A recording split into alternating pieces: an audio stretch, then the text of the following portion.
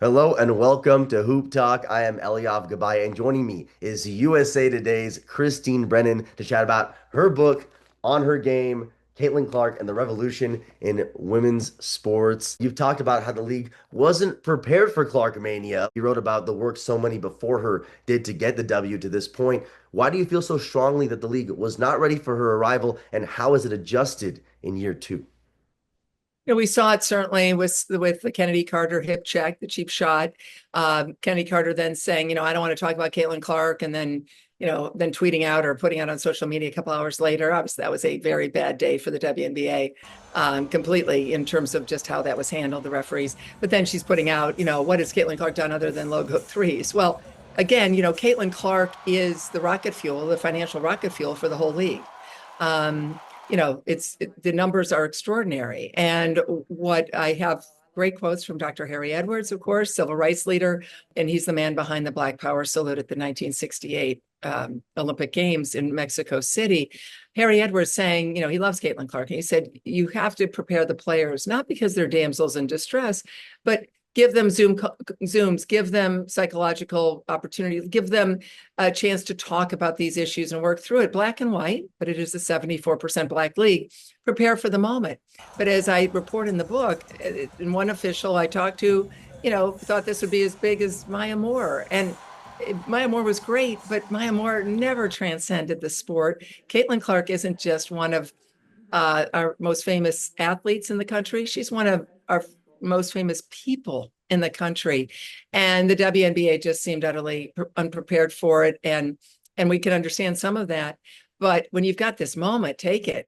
Well, you just touched on a few of those points during such a volatile time in the W. When reading the book, I felt there were some pointing at outside factors for turbulence for Clark's experiences when to me, she's kind of going through what we said about Tiger and even Serena Williams went through, kind of part of the process when you're something the league has never seen before. But covering women's sports for as long as you have, in what ways did the potential of the book actually creating a bigger divide between Clark and the league cross your mind when writing it?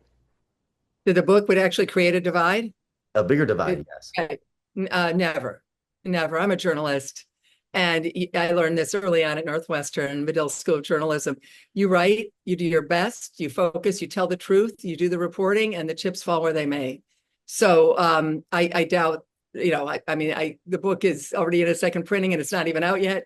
It's obviously, it's coming out now, obviously, but before it was out. And, I think that no, as a journalist, that's not in my mind at all. That's other people will react in certain ways. But I think the words of Harry Edwards, I think the words of Brianna Scurry, frankly, I think the story of Erica Wheeler and Caitlin Clark.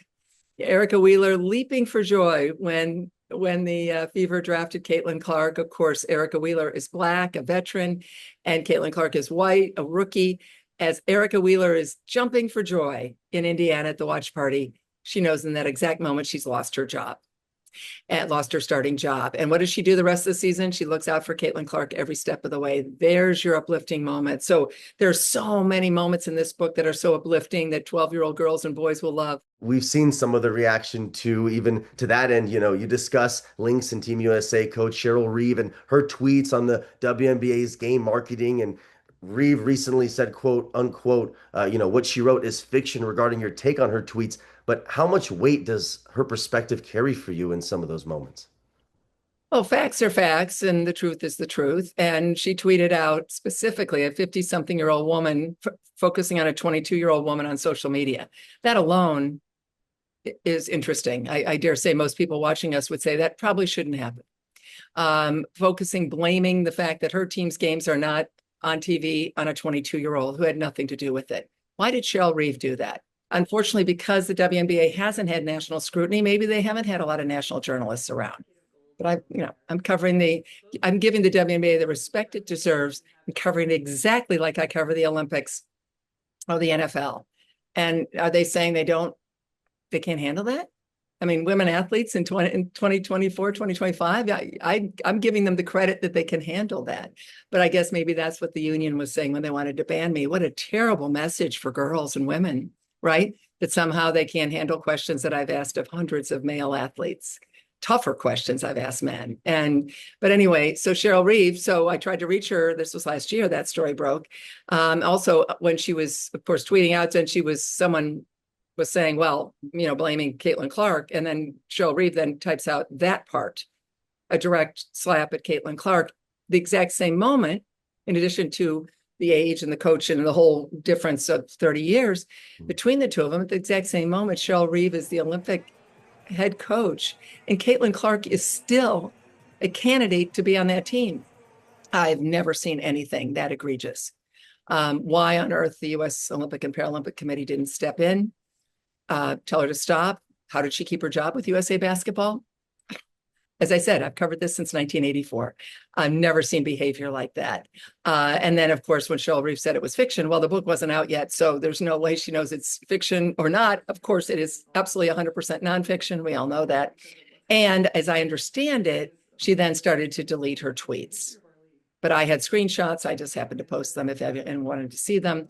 That was not my doing. A radio show in North Carolina asked me about it. Obviously, Cheryl Reeve then wanted to respond and get into it. That's great. It's free country. She can do that. She can bring it on. That's fine. It's kind of disappointing because I like her. You mentioned the controversy between you and the WNBPA, and I'm curious about that because obviously this is a book about Caitlin's journey, but why did you feel the need to include the controversy at such length? Oh, because if I hadn't, can you imagine the criticism? I mean, that was a huge story. And you'll notice it as you, I'm sure, as you read the book, Yep. It's at the very end of the book. Yeah. And I actually decouple the controversy from something that chronologically where it belonged. It was game one of the playoffs, then the questions, then game two of the playoffs, and then the union wanted to ban a journalist in America in 2024, which of course failed miserably. They, failed on that attempt. I think most people would agree that's probably not what the United States is about, banning journalists. But they have every right to go and give it a try. So what I did there, I did not, because of the magic of Caitlin Clark and just this beautiful story for girls and boys, moms and dads, grandparents to read.